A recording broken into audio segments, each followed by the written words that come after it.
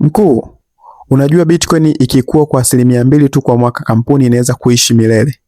Mwekezaji mkubwa wa Bitcoin Michael Saylor amesema kuwa kampuni yake ya Strategy inahitaji ukuaji wa Bitcoin kwa takriban 2.5% kwa mwaka ili kuweza kulipa dividends bila kuuza hisa hata moja. Kwa mujibu wa NS3.ai, data inaonyesha kuwa Strategy inashikilia takriban Bitcoin 766,970, kiasi kikubwa sana cha reserve. Hii ina maana kubwa kwa kiwango hicho cha akiba, kampuni inaweza kuendelea kulipa dividends kwa takriban miaka 48.7 bila matatizo. Hii inaonyesha kuwa nguvu kubwa ya long term holding ya Bitcoin. Hata ukuaji mdogo unaweza kuwa na impact kubwa sana kwenye mapato ya muda mrefu.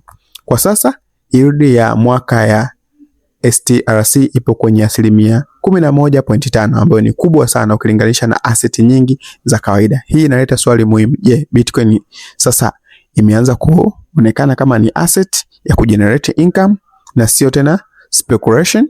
Niambie kwenye comment, unadhani Bitcoin inaweza kuwa digital gold au income asset? Ni follow kwa ajili ya Crypto Insanity na uwekezaji wa crypto. Sasa kujoin kwenye sub channel yetu, linki ipo hapo kwenye bio. Uwe na siku njema. Asante.